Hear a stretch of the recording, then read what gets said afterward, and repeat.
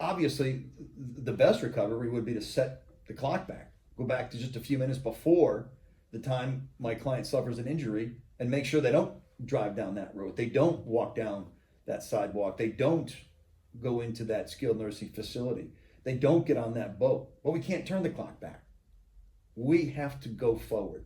And our system of justice is well known for compensating people for what they've lost. So when I say money damages, what I'm referring to are the specific categories of damages that a person who has suffered injury is entitled to claim.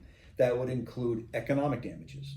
Economic damages include hospital bills, doctor bills, physical therapy. Any out-of-pocket expense would qualify as an economic damage. Oftentimes, the people who suffer injuries can't work. Sometimes they can't work for a short time. In other instances, the job they once had is now forever barred. So part of their claim will include a claim for a loss of wages.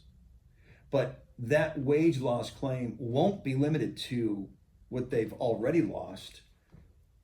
Sometimes people suffer an injury that prevents them from continuing to earn the wage they've been earning for years before.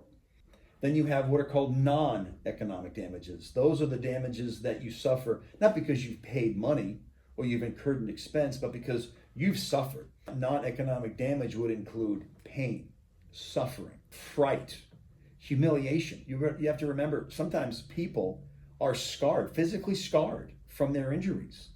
Those are categories of damages that people get to sue for because it's what they're suffering. So the category is non-economic or economic, but the subcategories for non-economic are what that person has to endure every day for the rest of their life. In some instances involving married couples, the spouse who didn't necessarily suffer the bodily injury, but is nevertheless suffering, is entitled to sue for what's called a loss of consortium.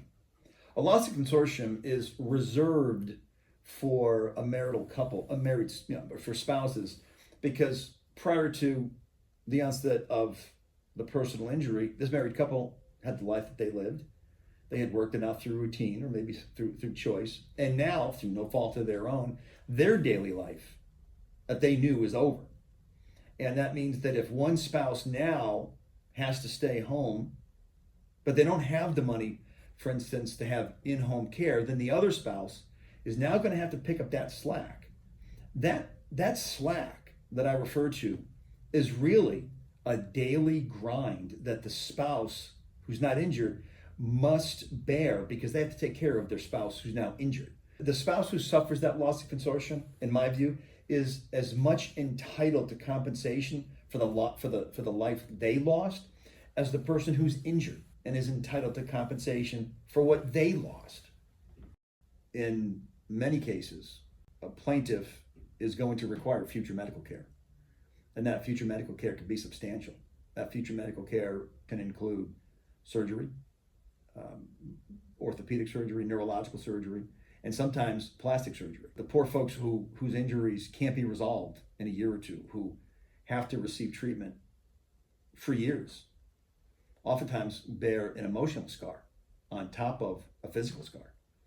Those folks aren't going to be made whole just because the medical doctor has stitched the last stitch or the physical therapist has stretched the last muscle.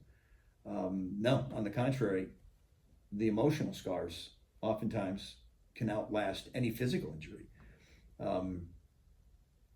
When you meet people who have endured such a trauma that they can't get it out of their head, they can't forget what they've endured, those folks need counseling. And counseling, effective, competent counseling, costs money.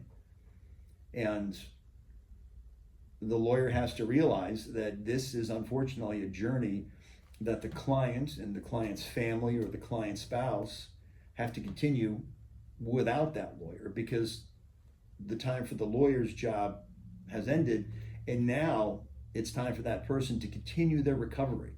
And as painful as that might seem, it is a part of the journey. In the course of evaluating a client's damages, you'll have an equal number of occasions to have to evaluate their economic damage. We just talked about wage loss.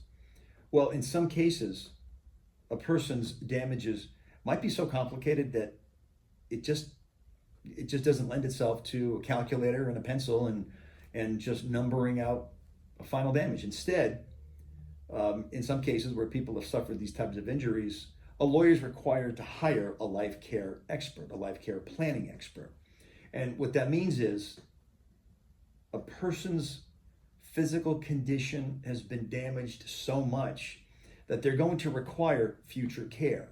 And only a qualified expert, based on their experience and the condition of my client and their medical records, can come up with a future care plan.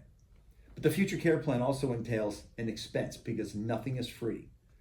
Anyone who suffered an injury understands. Anyone who calls Kaiser, anyone who calls a PPO, an HMO, anyone who suffers an injury and wants to get their insurance involved understands how difficult it is just to come up with a referral. Now imagine trying to come up with a future life care plan because your injuries are so catastrophic that we need to figure out what to do for you a year or 2 or 3 years from now.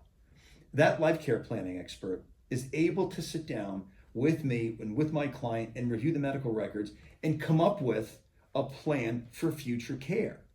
Now, in many instances, an insurance carrier or the defense will try and dispute that care plan because it is going to be expensive. But in the final analysis, it'll be up to a jury to decide whether or not the injuries that my client has suffered are in fact permanent and whether or not those permanent injuries will require all that future care. It isn't just throwing darts on a wall and saying that this person will require an orthopedist or a neurologist or counseling. It's a matter of sitting down with someone who's qualified, who has that training and that experience to put into words what this plaintiff, what this injured person has to endure to try and live out the remainder of their life in the most useful, enjoyable way they can.